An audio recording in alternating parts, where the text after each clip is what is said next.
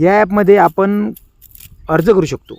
जसे की कुठल्याही योजनेसाठी तुम्हाला स्प्रिंकलरसाठी अर्ज करायचा असेल, तुम्हाला अवजारे घ्यायचे असतील, तुम्हाला PVC पाईप घ्यायची असेल किंवा ड्रीप घ्यायची असेल, या सर्वांसाठी आपण या ॲपच्या माध्यमातून अर्ज करू शकतो.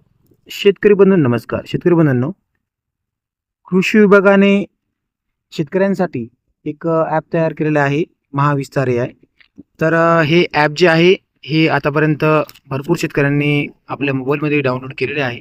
तरी ज्याही शेतकऱ्यांनी हे मोबाईलमध्ये ॲप डाउनलोड केलेलं नाही, त्यांना विनंती आहे की त्यांनी हे ॲप डाउनलोड करून घ्यावे. कारण की या ॲपमध्ये कृषी विभागाच्या योजनांची माहिती, तसेच विविध अर्ज आपल्याला या ॲपमधून करता येणार आहेत. जसे की तुम्हाला ड्रीप घ्यायचे असेल, स्प्रिंकलर घ्यायचे असतील, पाईप घ्यायचे असतील, अवजारे घ्यायचे असतील किंवा कांदा चाळ, पॅक हाऊस, कुठल्याही योजनेसाठी आपण याच्यामधून अर्ज करू शकतो. इथे प्रत्येक योजनेची आपल्याला परिपूर्ण अशी माहिती इथे मिळते.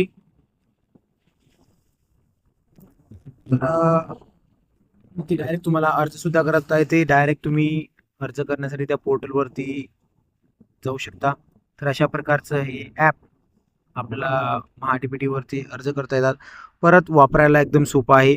परत याच्यामध्ये जर आपले गाव पोखरा अंतर्गत आहे तर नानाजी देशमुख कृषी संजीवनी प्रकल्पाअंतर्गत जे आपल्याला विविध घटकासाठी अर्ज करायचा असेल, त्यासाठी सुद्धा इथे आपण अर्ज करू शकतो. त्या योजनेची माहिती घेता येते आपल्याला, की आपला अनुदान किती आहे, काय कागदपत्र लागतील, पात्रता काय आहे, सर्व काही माहिती याच्यामध्ये आहे. तर आता या ॲपमध्ये आपल्याला नवीन फीचर ॲड केलेले ते म्हणजे कीड व रोग ओळखा. जर आपल्या शेतामध्ये एखादा कीड रोग असेल आणि आपल्याला माहिती पाहिजे असेल की हे कीड रोग कोणता आहे आणि त्याच्यावरती कोणती औषधी वापरायला पाहिजे, तर इथे आपल्याला कळेल. तर सोपी एकदम याच्यामध्ये वापरण्यास सोपं आहे. इथं कीड रोग ओळखा या ठिकाणी आपण क्लिक केल्यानंतर आपल्याला अशा प्रकारची स्क्रीन ओपन होते. याच्यामध्ये पीक निवडा व पेरणीची तारीख. तर आपण आता सद्यस्थितीमध्ये पीक निवडूया. तर याच्यामध्ये विविध पीक आहेत, गहू, भात, ज्वारी, मका आणि काही फळपीक पण आहेत. तर यामध्ये आपण इथे आपण निवडणार आहे आपल्या याच्यामध्ये जे आहे, आपण कांदा निवडूया. सध्यास्थिती कांदामध्ये आणि पेरणी तारीख टाकायची. आता आपण रब्बी कांदा घेतला होता तर त्याची पेरणीची तारीख आपण जानेवारी महिन्यात लागवड केली होती. तर त्या कांद्यावरती कोणता रोग आहे का, काय आहे का, ते आता इथे बघा तपासणी करायची. तर आपल्याला इथे फोटो काढा किंवा आपल्या गॅलरीत जरी फोटो काढलेला असेल तरी तो घेऊ शकतो. तर आपण इथे फोटो काढायचे क्लिक करणार आहे आणि तर या ठिकाणी आपण आपल्या पिकाचा असा इथे फोटो काढायचा आहे. फोटो कॅप्चर केल्यानंतर आपण तपासणीसाठी पाठवा या ठिकाणी क्लिक करायचे आहे.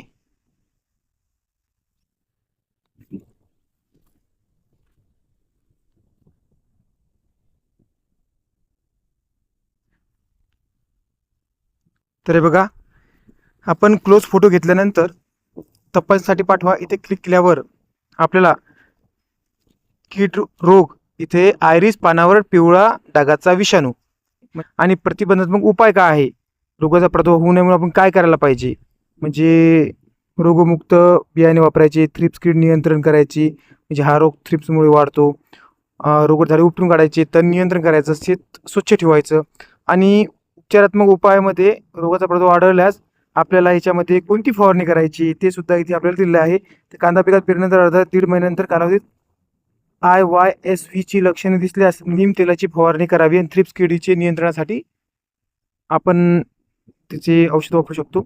पेरल्यानंतर 1.5-2 महिन्याच्या कालावधीत रोग आढळल्यास हेक्टरी किडींचे नियमित निरीक्षण करावे व आवश्यक असल्यास सिस्टेमिक कीटकनाशक फवारणी करावी. म्हणजे इथे कोणतं कीटकनाशक आपल्याला फवारणी करायची ते इथे सांगितलेलं आहे आणि आपला इथं अभिप्राय आपण लिहू शकतो. तर अशा प्रकारे शेतकरी बंधूंनो, आपल्याला या ॲपमध्ये कीड रोगाची सुद्धा ओळख होते. ज्याही आपल्या शेतामध्ये जेही पीक असेल त्या शेतातील पिकाची आपण अशी ओळख करू शकतो. तर असं एक चांगल्या प्रकारचे ॲप आहे. आपल्या प्रत्येकाच्या मोबाईलमध्ये आपण हे ॲप नक्की घ्यावे. तसेच या ॲपमध्ये हवामान अनुकूल शेती पद्धती म्हणजे सगळं काही माहिती तुम्हाला पीक सल्ला ते मिळेल. तसेच याच्यामध्ये आपल्याला बाजार आपण इथे बाजारभाव बघूया. तर आज हरभऱ्याचे बाजारभाव बघूया किती आहेत. तर हरभरा पिकाचे 6-4 म्हणजे कालचे जे बाजारभाव आहेत ते बाजारभाव आहेत कमाल 5,635, सरासरी 5,400, हा सरासरी बाजारभाव आहे आणि ही माहिती जी आहे ती आपल्या महाराष्ट्र राज्य कृषी पणन मंडळ यांच्याकडून मिळालेली आहे. म्हणजे स्त्रोत पण जो आहे तो पण शासकीय स्त्रोत आहे.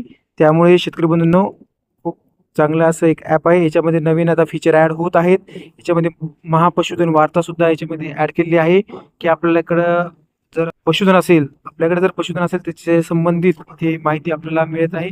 PDF स्वरूपात इथं माहिती मिळत आहे. तर या प्रकारची आपण माहिती बघू शकता. कीड रोग, कोणत्या पिकावरती कोणते कीड रोग येतात, त्याचे नियंत्रण कसे करायचे, हे सुद्धा याच्यामध्ये चांगल्या प्रकारची इथे माहिती दिलेली आहे, जेणेकरून आपल्याला निर्णय घेण्यास सोपं ठरेल. आणि इथे AI चॅटबॉट आहे. याला आपण प्रश्न जरी विचारला तरी AI तुम्हाला एक चांगल्या प्रकारचे उत्तर देऊ शकतो. तर झेंडूला किती सूर्यप्रकाश आणि किती सावली लागते हे सुद्धा आपण इथे डायरेक्ट क्लिक करून टाकलेलं आहे. तर ती माहिती आपल्याला देते आणि याच्यावर जी माहिती आपल्याला मिळत आहे ती ॲक्युरेट माहिती आहे आणि जो लीगल स्त्रोत आहे अशी माहिती मिळते. झेंडूसाठी सूर्यप्रकाश किती मिळतो सर्व काही दिलेले आहे. तर अशा प्रकारचे ॲप आहे. इथे आपल्याला पिक्सल, इथे आपल्याला नोटिफिकेशनमध्ये सुद्धा आपल्याला प्रत्येक दिवशी नोटिफिकेशन ते प्रत्येक दिवशी आपण इथे बघायचे. तर आता बघा, आता शेतकरी होणार स्वतःच निविष्ठ उत्पादक. तर याच्यामध्ये आपल्याला नोटिफिकेशन रोज इथे आपल्याला आपल्या रोजच्या सीझननुसार इथे नोटिफिकेशन दे. तर आता इथं शेतीशाळा आहे 8 तारखेला, त्याच्याबद्दल नोटिफिकेशन आलेलं आहे. काही काही आपल्याला याच्यामध्ये पीक सल्ला सुद्धा येते, कृषी सल्ला येते, सर्व काही माहिती आपल्याला इथे मिळते. तर या प्रकारचं ॲप आहे. सर्वांनी आपल्या मोबाईलमध्ये नक्की डाउनलोड करून घ्यावे आणि हा व्हिडिओ आपल्या इतर शेतकरी बांधवांपर्यंत नक्की पोहोचवा. आणि सर्वांच्या मोबाईलमध्ये एक ॲप, सर्व काही एकाच ठिकाणी माहिती मिळेल आपल्याला. पोखरा असेल, महाडीबीडी असेल, कृषी विभागाची कोणती माहिती असेल, कृषी सल्ला असेल, शेती संबंधित सर्व माहिती एकाच ठिकाणी आपल्याला उपलब्ध करून देण्यात आलेली आहे. तरी सर्व शेतकरी बंधूंनी हे ॲप आपल्या मोबाईलमध्ये डाउनलोड करून घ्यावे. धन्यवाद.